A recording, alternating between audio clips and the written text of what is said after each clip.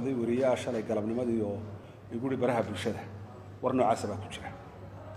markii dambaan eegayna waan ku arkaynaa waraaqda dabadeedna waxay iga noqotay horta marka hore inaan hubiyo oo magacaygu siduu u qoran yahay sax maaha yuusuf cabdulle ayaa qoran anigana yuusuf cabdulle la yiraahdo aniga waxa la yiraahdaa yuusuf cismaan waxa kaloo meesha ka maqnayd naanaystaydi qofka hada jeer naanaystu caan ku yahay magacyada kale waa la iska raacay oo dadku waa marka waxay iga noqotay bal horta inaan hubiyo inuu qofku aniga yahay iyo inaanu ahay dabadeedna xalay waxaan la hadlay niman xamar joogo oo akademiga cilmiga fanka iyo suugaanta la yiraahdo oo sidaan filayo guddidana aseegtana ay hoos tagayso nimankaasaan la hadlay waxaan ku yiri warwarka soo baxay horta qofku maaniga hadduu yahay see wuxuu jira waxay siiyeen nimankaasi war ka duwan horta waxay dhahan waa adiga kaas waa qodob laakiin waxay siiyeen war ka duwan kan dadku hayay ama sidaan facebooka loogu faalaynayay war ka duwan kow waxay dhahan laba warqadood baa horta soo baxay laba warqadood ayaa soo baxay laba kooxood baa ku kala qoran kooxi waa 19 waxa la yiraahdaa afyaqaano waa guddida rasmiga ah ee akademiga ee Soomaaliya kooxna waxa la yiraahdaa xeel dheerayaal saasay waa ilaa 5 nin baa qoraa mala ilaa 2 nin kalena waa ka maqnaayeen anuu kooxdaasaan ku jira kooxdaas waxaan u qaadanay bay yiraahdeen guddida kaba mid aha kooxdaas laakiin xeel dheerayaal marka uu niri waxa weeye dad aqoon u leh dhaqanka iyo afka oo marka aan eego u noqon kara Soomaaliga waxa la yiraahdaa mustambeed akademiga u noqonaya yani wixii adkaada ama eraya ha noqoto ama buugaag la qorayo ha noqoto ama deegaanada iyo lahjadaha kala duwan ha noqoto wixii caqabada ka hor yimaada guddiga meel ay ula noqdaan oo tusaale ahaan haddii eray gobolada dhexe si looga yaqaano leeyahay Soomaaliland eraygaas sidee looga yaqaan Yuusuf Shaacir baa iska joogay aan weydiino Yuusuf eraygaas uu taqaan saysa qaabkaasaanu idinka idin qaadanay buu ninkii la hadlay codkiisu waa duuban yahay waan hayaa wuxuu yiri ragiina nin wuxuu joogaa Nairobi waa idaaja Abdullah Mansour wuxuu degan yahay Talyaaniga nin leeyahdo Macaw wuxuu degan yahay Ingiriiska anigu Hargeysaan joogaa laba nin oo kale nina jigjigu joogaa nina Djibouti sidaasay ragaasi u kala soocan yihiin oo u kala yihiin buu yidhi rag meel kala duwan u jooga marka hadii ma waatan la fududeeyay teknoolajiyada iyo telefoonka iyo WhatsApp-ka iyo Zoom-ka iyo waxa lagu xiriir karaya marka waxay ku yiraahdeen annagu sida aanu idin danaynayna idinka waa qaabka mustambeedka ah ee wixii af Soomaaliga dhaafo intii aanu garanaynay iyo tala bixinteeda anaga caawisa wuxuu waliba ii raaciyay waxa suuragal ah inaydan mushahar qaadan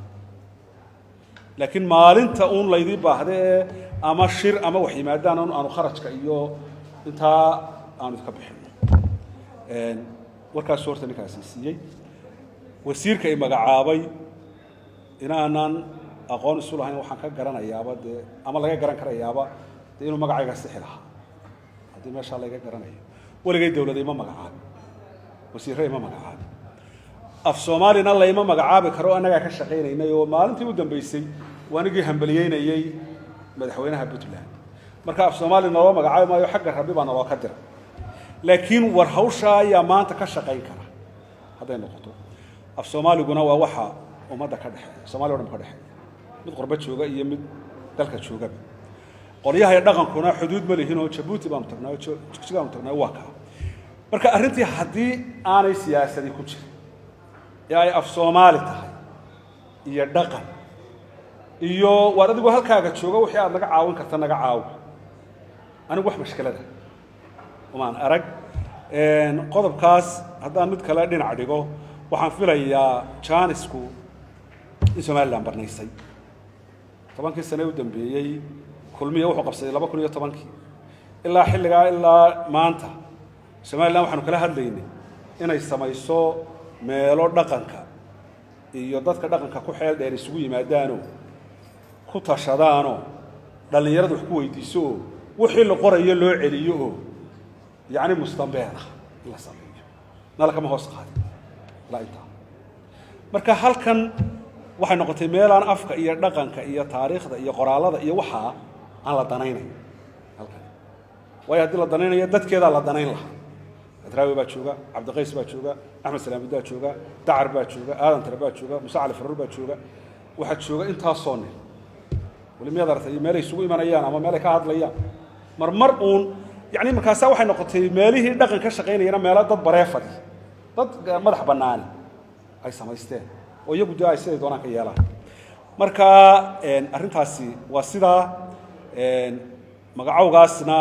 dee anigu fili maayo waxba in xasaasiyad laga qaado iminka maanta waxaa jigjiga lagu soo gebagabaynayaa shir la yidhaahdo shirka cilmi baadhista soomaaliyeed maanta ragga hogaaminaya somaliland wey hargeysay ka tagay marka wixii haddii aan waxa la isku hayo madaxweynaha somaliland maalin dhawadu khudbadaynaya wuxuu yidhi xamar waxaanu ishaynaa maamulka iyo siyaasiyiinta laakiin shacabka isma hayo marka waxyaabaha arrimaha bulshada ee ummadda ka dhaxeeya ee la wadaago ee afku ka mid yahay haddii aan cidi siyaasadaynin inay mushkilad tahay anigu ma qabo waxaan qabaa in laga wada faa'iidaysan karo oo xataa guddi ka wada dhaxaysa iminka akademi baa ku yaalla xamar wuxuu ka dhaxeeyaa shantii soomaaliya jabuuti baa lagu aasaasay 2013 madaxweyne silaayo waa kii ka khudbadaynayay qaadhaankii $100,000 bay bixisay somaliland ee berigii ballan qaaday wuxuu ahaa akademi la yidhi wargeeska afrika soomaalida degta afkooda ha ka shaqeey kan animaka aan sheegaya waxaan guddida magacaabay maahe waa mid kale oo agaa la yihahdaa xamar buu ka dhisan yahay marka waxaan ku soo ururinayaa wixii kale ay weydiinaysaan waa meesheed annagu dee waxaanu ka shaqaynaa afka waxaanu ka shaqaynaa dhaqanka waxaanu ka shaqaynaa suugaanta cid kasta oo tallaabo xagga afka u qaada waa ku hambalyaynaynaa wixii ay nooga baahdaan waa ka caawinaynaa meeshii naloo ka baahday naloo ka yeedhay ee arrintaa afka lagaga hadlayo waa tegaynaa laakiin ciddii siyaasad u duuda ee siyaasadaysa dee iyagay taasi u taallaa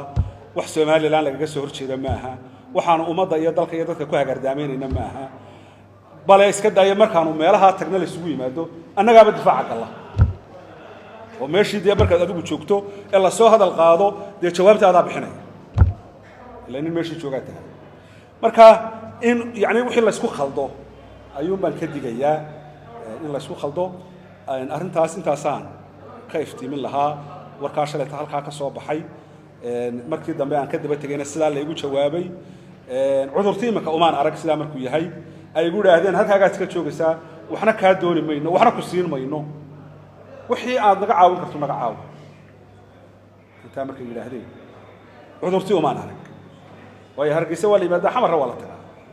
ganacsatada tagta culimada tagta ummaddu way isu furanta laakiin haddii somaliland soo rogto amar ah in la kala xidho xamar iyo hargeysa oo diyaaradaha la xidho oo dadka dhulka ku leeyahay ganacsiga u tagaya la xidho annaguna waa joogana tagay laakiin dhaqankanu in la eegto la yidhaahdo abwaan baa tagay ama fanaan baa tagay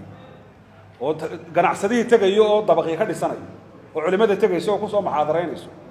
oo kii dhakhtarka u socday tagayo oo la yidhaahdo maxaad afka adigu ugu tagtay dee xaqna loo kuma leh ta kale dee haddaan halkan laba qiimaynaynba dadka iga dhaqanka iyo afka ka shaqaynaya oo loo yeedhay oo waxna la weydiinay iminka edhin may baa la dhigay 16 juun baa la dhigay midna looma yeedhin adeerkaas waa buu na sharfay oo isagaaba na xasuustay maxaan ku diidanaa marka waanu joognaaye haddaan nooba yeedhay iminka warfaafintu waa taa maalin qura nooma yeedhaan maalinta baa lagu odhanayaa maalin nalooma yeedhaba marka maskaxiyan buu qofku u fadhiisanayaa wixii nagu jiray way masaxmayaanba ee waxaan waxay macna ku samaysaa isweydiinta iyo maskaxdu markay shaqaynayso laakiin sida saacad ay fadhiisanaysaa haddii waxba lagu weydiin waayo marka jaaniska somaliland iyadaa bixisay in xamarna laga magacaabo mooyaane in kalkatana laga magacaabo iyagaa bixiyey xaqiiqatan iyagaa bixiyey marka somalilandna inkastoo imika aanan rajo badan ka qabin oo aan ka quustayba waa u soo jeedinaynaa inay dhaqanka iyo afka meelo u sameeyaan imika komishanka xuquuqalisaankaa jira komishanka aidskaa jira komishanka dhaqanka may sameeyaan waxaasoo afa baan wax ka qaban lahayn iyo erayada iyo waxaase budget inta miisaaniyadda loogu daro ma xafiis loo furo odayaashana way isugu iman lahaayeen dhalinyarada wax qoraysaa u iman lahayd kuwa jaamacadaha u iman lahaa halkaasaa aqoontooda lagagala hadhi lahaa mukashamis guduuda carwa halkan ay ku dhimatay ilaahay u naxariistay gabadhii ugu horreysay idaacad ka heestay caa wax taariikha lagama hayo gabadhii ugu horreysay ee raadiyo hargeysa ka heestay ka war adduunyada waa rikoorka aan la helinba qofkii ugu horreeyay waxaa bilaabay waxba lagama hayo